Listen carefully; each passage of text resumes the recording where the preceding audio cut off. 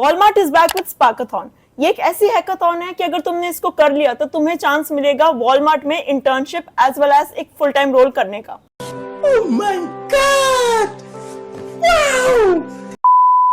Internship का जो stipend देती है that is around 85,000 per month and जो सीटीसी तुम्हें मिलेगा as a full time role के लिए वो होगा अराउंड 26 LPA, जो कि बहुत सही है अगर तुम एज अ फ्रेशर इस चीज को स्टार्ट कर रहे हो। इतनी अच्छी अपॉर्चुनिटी है, इसमें तुम्हारा प्रोजेक्ट भी बन जाएगा, तुम उसको रिज्यूमे में भी डाल सकते हो, तुम इंटर्नशिप की अपॉर्चुनिटी मिलेगी वॉलमार्ट में उसको भी रिज्यूमे में डाल सकते हो। लाइक ये ऐसी चीज है जो तुम्हारा जो लेवल है ना एकदम एक्सपोनेंशियली इंक्रीज कर सकता है। इस वीडियो में हम जानेंगे कैसे कैसे अप्लाई करना है, कैसे प्रोजेक्ट का आइडिया सोचना है, कैसे टीम बनानी है, कितना कंट्रीब्यूट करना है, पीपीटी कैसे बननी है, कैसे कैसे जजेस क्वेश्चंस पूछेंगे, हर एक राउंड, लास्ट डेट क्या है इसमें अप्लाई करने की, कौन कौन सी फील्ड में हमें एक प्रॉब्लम स्टेटमेंट सोचनी है, ये सारी चीजें स्पार्काथॉन के बारे में सब कुछ इस वीडियो में कवर्ड है। Hi guys, welcome back to my YouTube channel. My name is Nancy Solanki and in today's video we are covering everything about Walmart's Sparkathon.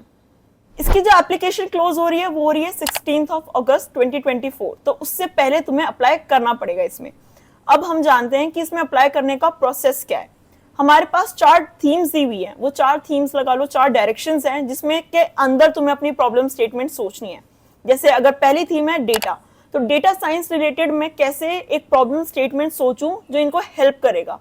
जैसे कि मान लो अगर हम जेप्टो की वेबसाइट पे जाते हैं तो हमें वहां पे दिखता है कि अगर राखी वाला डे है तो हमें राखी के प्रोडक्ट सबसे पहले दिखते हैं, उससे रिलेटेड चीजें सबसे ऊपर दिखती है।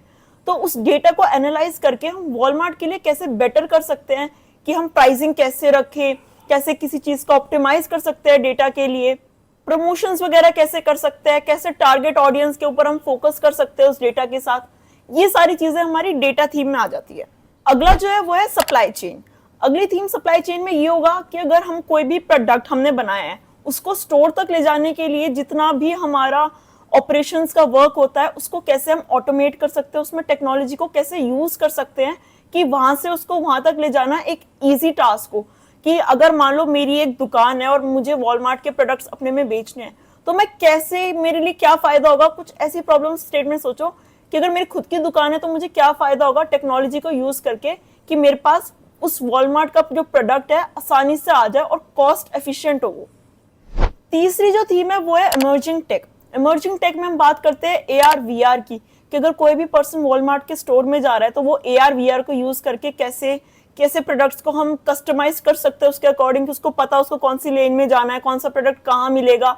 मतलब ये जो प्रॉब्लम्स है ना इनका सोल्यूशन, ये तुम्हारा काम है। ब्रेनस्टॉर्म करो कि तुम अगर एक कस्टमर हो, तुम शॉप में जाओ, तुम्हें कैसे एक टेक्नोलॉजी वाला एक्सपीरियंस मिलेगा जिससे तुम इंप्रेस होगे, वही तुम्हारी प्रॉब्लम स्टेटमेंट है। नेक्स्ट जो थीम है वो है future of retail. Future of retail यानी आगे भविष्य में कैसे हमारा शॉपिंग एक्सपीरियंस होना चाहिए वॉलमार्ट के साथ, हम उसको कैसे इंप्रूव कर सकते हैं टेक्नोलॉजी को यूज करके।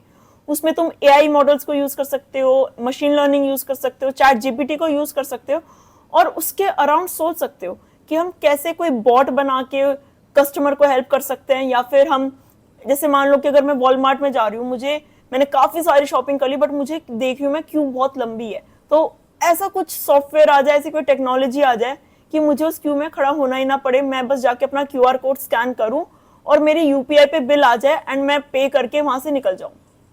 ये भी एक मतलब बहुत ही स्मूथ एक्सपीरियंस होगा कस्टमर के लिए। मैं बार बार यही कहूंगी कि वही प्रॉब्लम स्टेटमेंट पिक करो जो तुम्हें लगता है कि किसी कस्टमर के लिए उनका एक्सपीरियंस स्मूथ कर सकती है। अब इसकी एलिजिबिलिटी जानते हैं। अगर हम एलिजिबिलिटी की बात करें तो जो ईयर ऑफ ग्रेजुएशन है वो है 2025 और 2026 फॉर बीटेक स्टूडेंट। अगर तुम बैचलर्स इन टेक्नोलॉजी कर रहे हो तो तुम 2025 या 2026 ग्रेड हो सकते हो इसमें अप्लाई करने के लिए। सेकेंड जो एलिजिबिलिटी है वो है डुअल डिग्री प्रोग्राम्स, तो उसमें भी 2025 और 2026 में जो पास आउट हो रहे हैं वो लोग एलिजिबल हैं।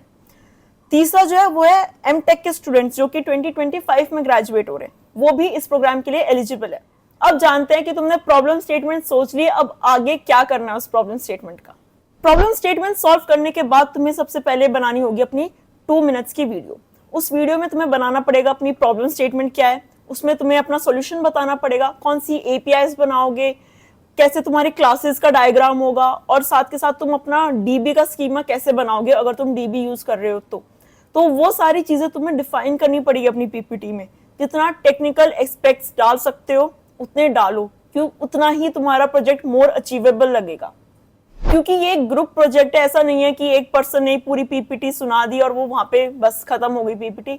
नहीं, अगर तुम 2 भी लोग हो, 3 भी लोग हो, तो तुम तीनों अपने पार्ट्स को डिवाइड करो और बोलो, और ऐसे रखो कि अगर मैं जैसे बोल रही हूँ और मेरे यहाँ पे कुछ साइड में हाफ में मैं आ जाऊँ ना, हाफ में मेरी पीपीटी आ जाए, ताकि मेरी फेस भी दिखे और मेरा पीपीटी भी दिखे। अब देखो इससे क्या होता है, अगर मैं मान लो मैं ये सारी चीजें पूरी वीडियो सिर्फ सबटाइटल्स के फॉर्म में बना दूं, क्या तुम्हें मेरे पे ट्रस्ट होगा? नहीं, क्योंकि मैं फेस टू फेस तुमसे बात कर रही हूँ, इसलिए तुम्हें मेरे पे ट्रस्ट हो रहा है, इसलिए हम ज्यादा कनेक्ट कर पा रहे हैं। तो इसलिए ही इस चीज का ध्यान रखना है कि जो वीडियो हो वो ऐसी बनाओ कि हाफ में तुम आ जाओ और हाफ में तुम्हारी पीपीटी भी आ जाए। अब ध्यान रखना है एक चीज का कि तुम्हारी वीडियो की क्वालिटी बहुत अच्छी होनी चाहिए। ऐसा मत करना कि साइड से आवाजें आ रही है, नॉइज आ रही है, हॉर्न की आवाज आ रही है और तुमने जाके उस वीडियो को अपलोड कर दिया है। नहीं, बिल्कुल प्रोफेशनली वीडियो बनानी है, अच्छे कपड़े पहन के, अच्छी स्क्रिप्ट बना के। और मैं कह रही हूँ अगर स्क्रिप्ट तुम कह रहे हो तुम बार बार भूल रहे हो, तो अपने कैमरा के आसपास वो नोट्स लगा दो, स्टिकी नोट्स आते हैं, उनको पेस्ट कर दो, और जो जो इंपॉर्टेंट पॉइंट्स है जो बोलने ही है पीपीटी में, उन्हें उस पर लिख दो, ताकि जब तुम कैमरा में बोलो तो तुम उनको रीड आउट करके इजीली किसी पॉइंट को स्किप ना करो।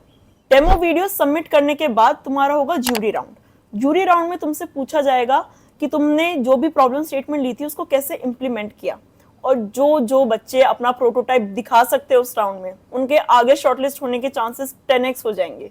लाइक मैं सच्ची बता रही हूँ, जो लोग अपने आइडिया की इंप्लीमेंटेशन दिखाते हैं वो ही आगे जाते हैं।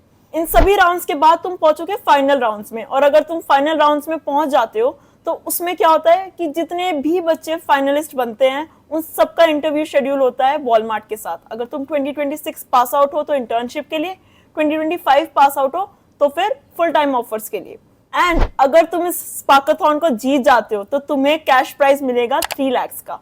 3 लाख बहुत सही प्राइस है अगर तुम एक स्टूडेंट हो तो। लाइक कितनी सारी ट्रिप्स हो सकती है, कितनी सारी शॉपिंग हो सकती है, मतलब ये तो तुम्हारी मोटिवेशन है इस चीज में पार्टिसिपेट करने के लिए। एंड साथ के साथ तुम्हारा इंटरव्यू शेड्यूल हो जाएगा, तुम उस कंपनी में प्लेस्ड हो जाओगे। लाइक तुम्हारा फाइनल ईयर तो बिल्कुल लाइक चिल कर सकते हो तुम आराम से। अगर तुम्हें इससे रिलेटेड और वीडियोस देखनी है तो मैं काफी सारी वीडियोस का लिंक डिस्क्रिप्शन में डाल दूंगी, जो वॉलमार्ट ने खुद ही डाली थी इस हैकाथॉन के अराउंड। उन्हें तुम चेकआउट कर सकते हो, क्योंकि उसमें हो सकता है तुम्हें पता आइडिया लग जाएगा कि जूरी कैसे कैसे क्वेश्चंस पूछेंगे, प्रोजेक्ट कैसा बनाना चाहिए, प्रॉब्लम स्टेटमेंट कैसे समझानी चाहिए। वो सारे रिसोर्सेज नीचे डिस्क्रिप्शन में मिल जाएंगे। इसके साथ साथ अगर तुम्हें कोई भी डाउट हो तो तुम मुझे मेरे इंस्टाग्राम हैंडल पे रीच आउट कर सकते हो। I am always free for you guys. So that's all for this video. See you guys in the next video. Till then, like, share and comment. Bye.